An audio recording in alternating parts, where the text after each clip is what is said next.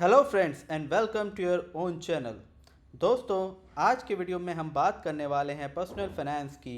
और personal finance से related आज का हमारा टॉपिक है 7 things to keep in mind before giving a loan to someone. यानी अपने किसी जानने वाले को या अपने किसी दोस्त को उधार देने से पहले किन बातों का हमें ध्यान रखना चाहिए। दोस्तों, कहते हैं कि जब एक दोस्त को ज़रूरत होती है तो दूसरा दोस्त ही उसके काम आता है। ये बिल्कुल सही है। अगर आपके जानने वाले में, आपके रिलेशनशिप में, आपके फ्रेंड सर्कल में किसी को पैसे की ज़रूरत है या किसी भी चीज़ की ज़रूरत है तो ज़रूर आपको अप्रोच करेगा ही करेगा। और ऐसे में आपको उसकी मदद भी करनी चाहिए, लेकिन उसकी मदद करने से पहले कुछ चीज़ें आपको ध्यान में ज़रूर रखनी चाहिए, खासकर तब जब बात हो पैसे की। तो इन्हीं बातों पे आज हम डिस्कस करेंगे अपने वीडियो में। लेकिन इससे पहले कि हम आगे बढ़ें, अगर आपने हमारे चैनल को अभी तक सब्सक्राइब नहीं किया तो प्लीज़ इसे सब्सक्राइब ज़रूर कर लें, ताकि ऐसे ही इंफॉर्मेशनल यूज़फुल वीडियोस हम आपके लिए आगे भी लाते रहें। So without any further delay, let's start. सबसे पहली चीज़ जो आपको ध्यान में रखनी है वो है inquire and understand the reason behind borrowing money. यानी जब आपसे आपका कोई मित्र, आपका कोई जानने वाला लोन लेने आया है, उधार लेने आया है, तो सबसे पहली चीज़ जो आपको ध्यान रखने योग्य है वो ये है कि उसका रीज़न क्या है उस पैसे को बोरो करने का। मेक श्योर करें कि आप समझें और जानें कि वो ये पैसा क्यों बोरो करना चाहता है। लेट्स से वो आपसे कहता है कि मुझे 20,000 रुपये की ज़रूरत है, मुझे 20,000 रुपये दे दो, मैं बाद में लौटा दूंगा। तो आपको समझना है उसे इस 20,000 रुपये की ज़रूरत क्यों है। क्या वाकई उसके पास कोई फाइनेंशियल इमरजेंसी आ गई है, किसी तरह की उसको मेडिकल इमरजेंसी है, या घर में वाकई कोई क्राइसिस है, या फिर वो इस 20,000 रुपये को सिर्फ अपने कंजम्पशन के लिए, सिर्फ अपने मज़े के लिए यूज़ करना चाह रहा है। हो सकता है वो कोई फ़ोन ख़रीदना चाह रहा हो जिसके बिना भी उसका काम चल सकता है। हो सकता है वो किसी तरह की पार्टी ऑर्गेनाइज़ कर रहा हो, या फिर ये भी हो सकता है कि उसे जेन्युइनली इस पैसे की ज़रूरत हो।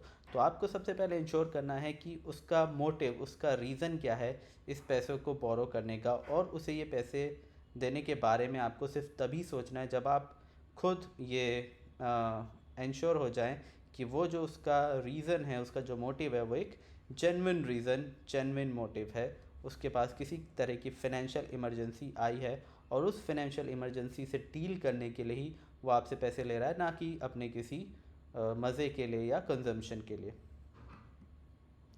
अगली चीज़ जो आपको ध्यान रखनी है वो है check paying capacity of the borrower.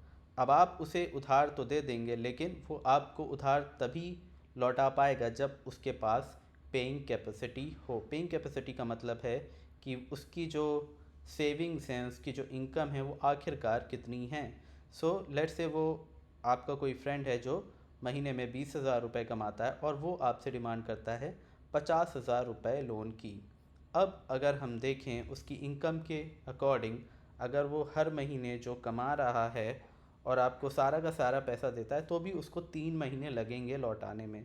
अब जाहिर सी बात है, वो जितना कमा रहा है उतना पैसा आपको हर महीने नहीं लौटाएगा। अगर हम सिर्फ इनकम की बात करें तो कुछ पैसा वो आपको लौटाएगा हर महीने, या एक साथ बाद में लौटाएगा। आपको ये तय करना है, आपको ये देखना है उसकी पेइंग कैपेसिटी है भी कितनी है। कहीं ऐसा तो नहीं उसके खर्चे बहुत ज़्यादा हैं और वो आपको लौटा ही नहीं पाएगा। कैसे, कहीं ऐसा तो नहीं उसके बैंक अकाउंट में उसकी सेविंग्स कुछ हैं ही नहीं, उसके कोई भी एसेट्स नहीं हैं। तो इन सारी चीज़ों का आपको ध्यान रखना है और देखना है कि अगर आप उसको पैसा देते हैं तो क्या वो लौटा पाएगा या नहीं। Next is ensure you have the address and other relevant details of the borrower.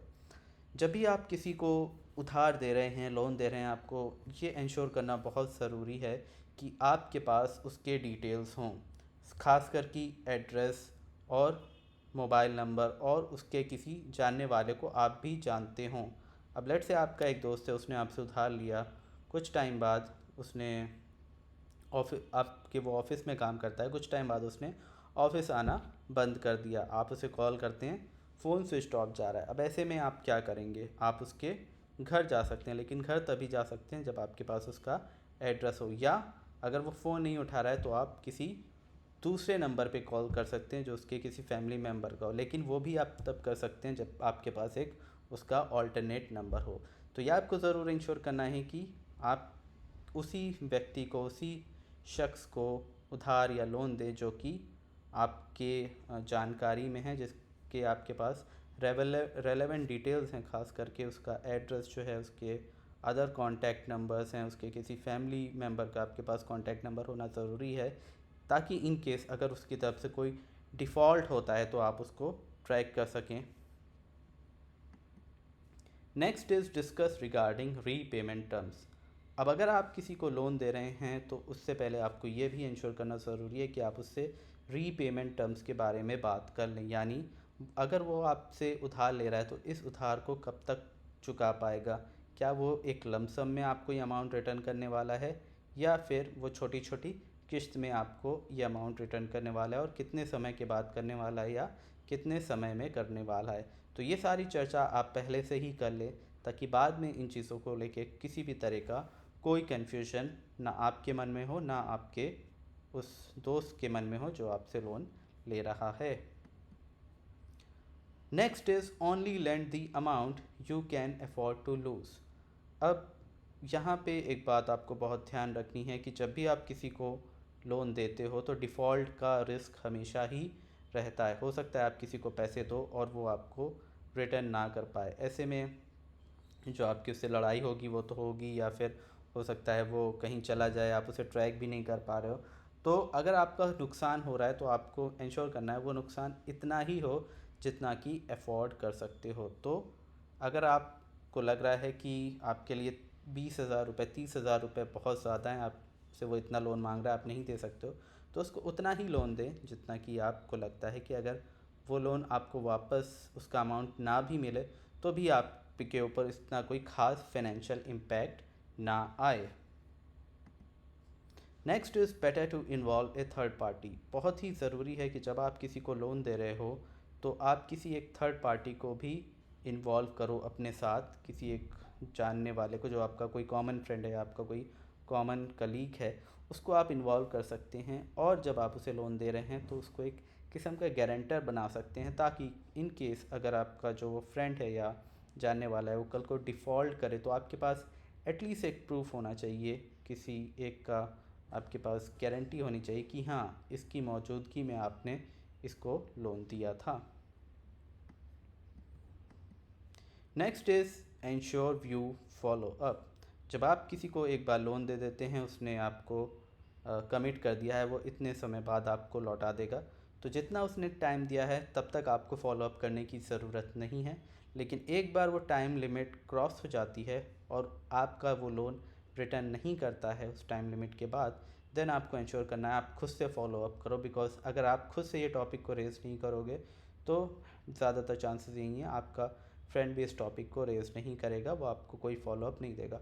तो आपको खुद से फॉलो अप करना है, खुद से उसे कंफर्म करना है कि मैंने आपको बोला था कि मैं आपको लोन दे रहा हूँ, आपने कहा था आप 6 महीने बाद इसे रिटर्न कर दोगे। 6 महीने हो गए हैं लेकिन ना आपने लोन रिटर्न किया है, ना आपने कुछ मुझे बताया इसके बारे में कि आप कब रिटर्न करोगे। तो प्लीज़ आप मुझे बताओ कि क्या आपको और समय चाहिए या आप कब मेरा लोन रिटर्न करो। सो फॉलो अप करना बहुत ज़रूरी है, ताकि जिसने आपको लोन लिया है उसके ऊपर एक जो लोन देने का प्रेशर है वो रहे और वो आपको टाइमली पेमेंट करे।